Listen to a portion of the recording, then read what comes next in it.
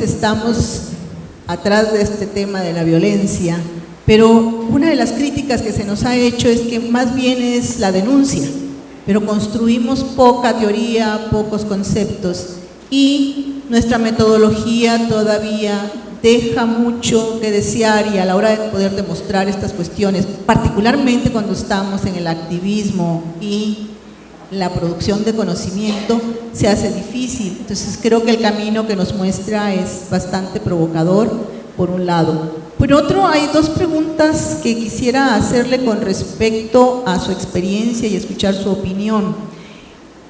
Con los cambios que se hicieron a la ley, en cuanto a ahora tener la ley de acceso de las mujeres a una vida libre de violencia, está la figura de la alerta de género.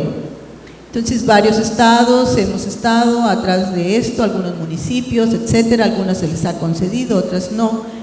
En labios de la coordinadora de CONAVIM, de la responsable de este programa, lo que nos dice es: a nadie le conviene que en un estado o un municipio se declare la alerta de género, y por más que hemos buscado por qué entonces la ley lo pone, no nos ha dado argumentos válidos. Entonces, sé que en Chihuahua tienen protocolos, por ejemplo, para la trata de personas, pero no sé hasta dónde también, es la otra parte de la pregunta, los protocolos han sido útiles, porque una de las cosas que se dice, bueno, es que no hay protocolos ni para atender la trata, ni para la violencia de género, ni para muchas cosas. Entonces, aquí hay dos aspectos que habría que analizar. Pues por un lado, ¿qué tan útil es esto de documentar la alerta de género? Por otro, ¿qué tanto los protocolos a veces se publican, se pueden ver fácilmente, hay transparencia en ello, pero finalmente no se aplican, como muy bien usted nos ha demostrado? Y finalmente, la otra parte que a mí me queda ese sabor muy ácido, agrio, de ¿qué tanto estamos haciendo de trabajo para construir otro tipo de masculinidades? Porque esto de la desafección, que usted le llama, se muestra desde muy pequeñitos. Los niños son educados de esa manera, desde el no llores, aguántate, ese machito, si ven un accidente, un choque, no se preocupan por quiénes salieron dañados allí, sino qué padre se oyó, qué machín, ¿no? Según de donde sea la persona.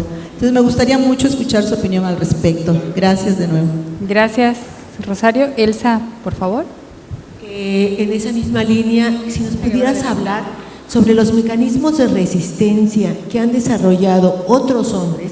Ya sabemos que las mujeres han desarrollado diferentes mecanismos de resistencia ante esta situación. ¿Cuáles serían los mecanismos de resistencia que han desarrollado otros hombres que no están dentro de ese parámetro? Esos, al contrario, los que han desarrollado otros modelos de masculinidad, los que se han identificado desde la solidaridad y el acompañamiento con las mujeres. ¿Cuáles son los mecanismos de resistencia que ellos han utilizado? Laura Arellano. Gracias. Buenos días, gracias. Algunos comentarios. Al decir cómo se construyen como sujetos los feminicidas, no puedo evitar mencionar una frase de Michel Foucault. Dice: debemos tener conciencia histórica de nuestra circunstancia actual para poder entender esta construcción de sujetos. Lo que nos está mostrando usted es un escenario de horror, en el que no quisiéramos estar presentes, ni quisiéramos que los cercanos, los que queremos, a quienes queremos, estén presentes. Pero hay una realidad en México que señala Sergio Aguayo, donde dice que el crimen organizado se desarrolla, crece, se desarrolla y se consolida al interior del Estado Nacional. Entonces, ¿cómo podemos separar ahora este crimen organizado del Estado? Y en ese sentido tenemos las consecuencias que ahora estamos revisando. Actual México tiene matices de ser un Estado totalitario donde desde luego las características son la desconfianza entre las instituciones, entre ellas el Estado, y lo que conlleva hablar de derechos humanos, es decir, bueno, la institución está ahí, tener desconfianza entre individuos, entre ciudadanos, no contarle a los que me rodean lo que estoy pensando, porque puede ser algo peligroso para mí y para los míos.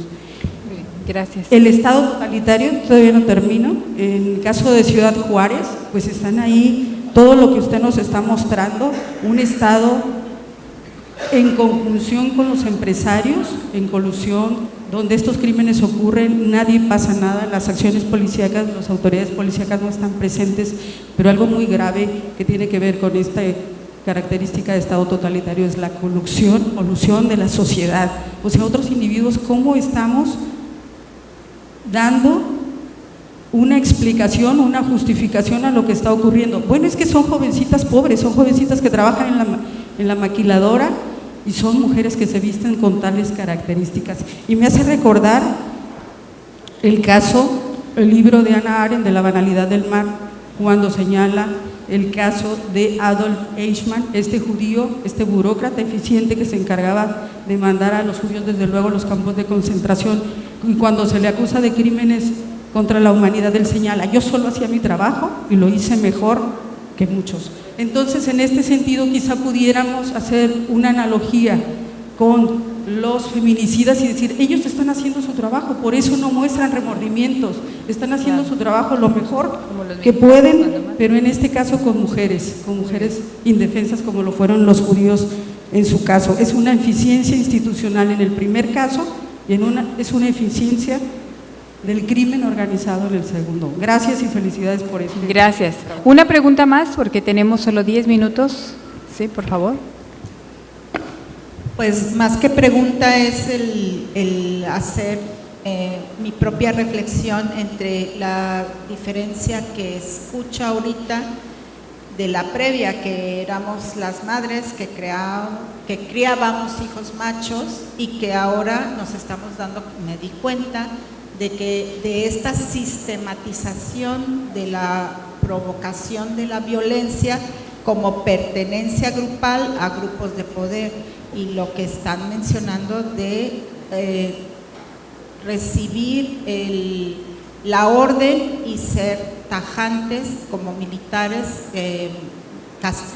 castristas, o sea, obedientes y leales hacia el poder. Y si habría tiempo, estamos en una globalización de la xenofobia, y si pudiera hablar un poquito de ahorita nuestro más evidente caso de machista, misógino y xenofóbico, el señor Donald Trump contra la candidata mujer. Muy bien. Hillary Clinton. Muchas gracias. 10 minutos. Muchas gracias por estas intervenciones que, bueno, apuntan a que este trabajo engorde, ¿no?, responda a inquietudes, dialogue, y ese es el sentido de venir a proponer nuestros trabajos. Este es un trabajo en proceso. Lo incluyo en mi galería de gandallas, y el gandallismo como una de las bases culturales profundas de este país, muy antigua, ¿sí? Tiene sus raíces coloniales, es una forma de resistencia ante la ley colonial. Se nos ha convertido entonces en la forma de ser de los hombres de poder. Cuando queremos ser hombres de poder, cuando los niños piensan en hombres de poder, los chicos de secundaria están imaginando a un policía judicial que goza de toda la impunidad del mundo para hacer lo que se le pegue la gana. Eso es lo que sueña alguien que tiene como proyecto de vida ser macho. La ley de protección a las mujeres para una vida libre de violencia, impulsada por mi colega Marcela Lagarde en el Congreso, bueno, es un texto maravilloso que trató de implementarse. Fueron mis colegas, yo no estuve ahí, pero mis colegas, estuve muy cerca de ellas, estado por estado, tratando de articular un protocolo local. Y me comentaba mi colega Patricia Ravelo, que estuvo muy involucrada en esto, que en casos como el estado de Veracruz, el Instituto Estatal de las Mujeres decía: no necesitamos ese protocolo, nosotros ya tenemos el nuestro. Con una arrogancia frente a una ley federal, una mujer priista, por supuesto, jefa de esta oficina, dice que ese protocolo no sirve, que esa ley no es de menor importancia que lo que ellos tienen en su estado. Y ya veamos la gravedad del problema de los feminicidios en el estado de Veracruz en este momento. Es verdaderamente escandaloso. Hay una resistencia chauvinista de los gobiernos locales a ser señalados como violadores de derechos humanos. Pues ¿de qué tanto se preocupan? El Estado de México estuvo resistiendo y resistiendo hasta el año pasado a que se estableciera esta alerta de género, y dentro mismo de los operativos de la alerta de género encontramos muchas violaciones de mujeres por parte de policías. Esos señores que están ejerciendo, que están llevando a cabo el operativo, aprovechan y se comportan como viles feminicidas. Tenemos la ley, pero todo el sistema de aplicación de la ley, debe haber excepciones, hay policías buenos y hay funcionarios honestos, sí los hay, de veras, aunque no lo crean, los hay, los he conocido, pero son minoría. La aplicación de la ley está en manos de criminales, por lo tanto no van a aplicar la ley. El gran problema de la impunidad de este país no es que no tengamos leyes, las tenemos y son muy buenas. Este país ha sido vanguardia de leyes, vamos. Esa ley se reprodujo de inmediato en Latinoamérica. Vean, somos muy buenos para el rollo, pero no hay la efectividad del aparato de justicia. Hay un cinismo muy arraigado, y es ahí donde tenemos que poner poner toda nuestra atención, ¿sí? Estamos pues ante uno de los tantos procesos de simulación sobre el cual se articula este Estado mexicano. Es un Estado simulador de todo, es un Estado teatro, es un Estado barroco, pienso en Bolívar Echeverría en este momento, cuando habla de barroquismo en un sentido más político. ¿Qué estamos haciendo entonces para construir otro tipo de masculinidades? Sí, se están haciendo cosas mínimas, precarias. Esto no ha sido, y no me gusta, no quiero que todo lo que esté diciendo, lo que produzca, es un fatalismo, ya no se puede hacer nada, por lo tanto me voy a descansar. No, nunca he sido partidario de esa posición cómoda y totalmente nociva. Hay que hacer algo. Y cuando digo hay que hacer algo, lo estoy aprendiendo de las propias comunidades sometidas a la violencia. Lomas de Poleo, por ejemplo, que es emblemático, es el tiradero de mujeres. De ahí, de Lomas de Poleo, desaparecieron muchas mujeres. Ese barrio empezó por un kinder. Ustedes dirán, un kinder. La lideresa de todo esto, doña Paula Flores, madre de Sagrario González, el caso que cité por aquí del Manuelillo, nos dijo, cuando dijo que quisiera que pusiéramos un kinder, y bueno, empezamos a enseñarle a gestionar, y ahora ella gestiona todas las cosas, ya no tiene que depender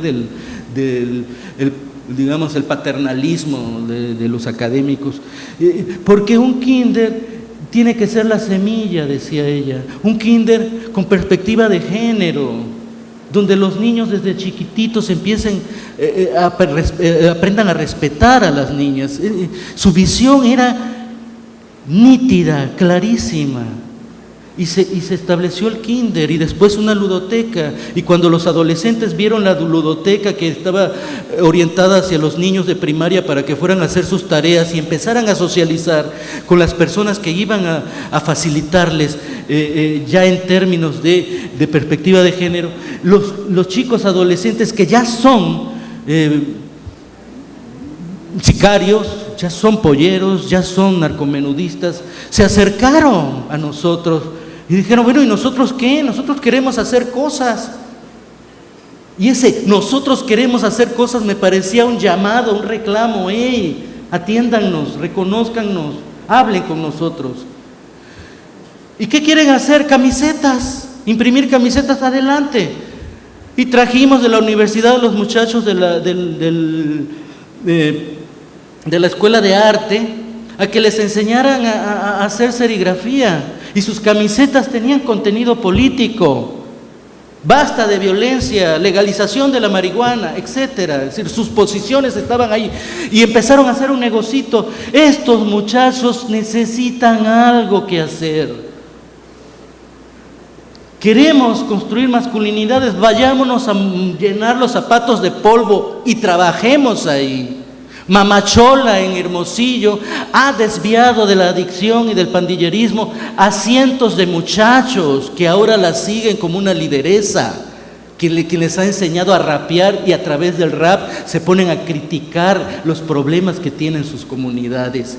Y asimismo el arte urbano en Ciudad Juárez, el arte urbano en Tijuana, que han recuperado zonas de la ciudad. La calle Revolución, que en 2008-2009 era desolada los sábados en la noche, cuando en otros años era un trafical de turismo, y nada más llenas de soldados y de miedo, estaba cerradas todos los negocios, no había nada. En 2012 que volví, encontré una calle hermosa, llena de murales, que hablaban de la ciudad y de negocios que ya no eran las cantinas de antes, sino negocios de otro tipo, que hablaban de que la comunidad había recuperado ese espacio que ya estaba en manos de criminales.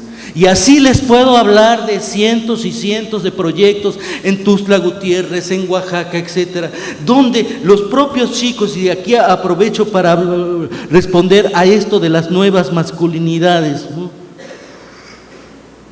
Los propios chicos están hartos de ser víctimas. Hay que recordar que el mayor número de víctimas en la llamada Guerra de Calderón fueron jóvenes de entre 10 y 30 años, de un porcentaje arrolladoramente grande. Ellos han perdido a muchos amigos. Lo primero que vi en las calles de Ciudad Juárez fueron estos grafitis in memoriam de Israel, de Jonathan, del amiguito del barrio, ¿sí? Eran grafitis luctuosos. Hay un mural grandísimo en Tijuana dedicado al sueño. El sueño era un muchacho, ¿sí? El sueño era un muchacho que había sido asesinado, ¿no? Entonces empezó por ahí, como la Universidad de Ciudad Juárez empezó a preocuparse porque estaba perdiendo miembros de la propia comunidad. Igual estos muchachos empezaron a preocuparse cuando sus propios amigos estaban siendo asesinados por la policía, por los militares y por el narco. Los tres son enemigos de los jóvenes. Y entonces ellos empezaron a retomar el barrio, ya no como el grafitero que va a pintarle la barda a la doña que lo va a maldecir, sino como aquel que le va a pedir permiso a esa señora para pintar un mural, y le van y le presentan el boceto. Miren, un mural de estos colores, con estos, y con mucho gusto los vecinos empiezan a aceptar tener esos murales y empiezan a involucrarse con este movimiento, y ahí se empiezan a hacer comunidades. Cuando los chicos de Tuxtla Gutiérrez hicieron un mural a 3 chicas que habían sido asesinadas en el barrio de donde estas chicas eran oriundas, se tapó la calle, toda la comunidad se reunió. Era un acto luctuoso, pero también era un acto político que levantaba conciencia sobre el problema de la violencia. Se están haciendo cosas y yo creo que ese es el camino, pero no la estamos haciendo desde la academia, la están haciendo los jóvenes desde abajo. Yo creo que es importante que nosotros nos involucremos ahí. Mecanismos de resistencia son esos son los que se han dado, el rap, el arte, etcétera. Les recomiendo, traigo el libro Nación Criminal, traigo por ahí algunos ejemplares todavía para quienes estén interesados. Ahí hablo mucho de cómo se ha articulado este contubernio, crimen organizado y Estado desde desde la colonia. La independencia no las hicieron los bandidos y los piratas, la revolución no las hicieron los bandidos, expulsamos a los franceses gracias a los bandidos, tuvimos todo un régimen priista que era un corporativismo criminal. Somos un Estado donde lo criminal no nos molesta. Entonces, a fondo hay que ir hacia las estructuras mismas donde hemos basado el Estado. En alguna otra versión de este texto usé a Hannah Arendt precisamente en el sentido que usted lo plantea y estoy muy de acuerdo, ¿sí? Estos señores se dedican solamente a obedecer, no tienen realmente ningún mando, son esclavos del sistema criminal. Y creo que todavía tengo, no, ya no. El señor Trump está muy en los periódicos y ya no tendré chance de comentarlo. Gracias. Muchas gracias al doctor Héctor. Tenemos que pasar a las mesas a las 12, entonces por eso es la premura. Muchas gracias al doctor Domínguez y a la doctora Lourdes Pacheco por la moderación. A continuación, como una muestra de agradecimiento y reconocimiento para el doctor Domínguez, la maestra Ana Azucena Evangelista hará entrega de un reconocimiento y un presente por parte de Rectoría.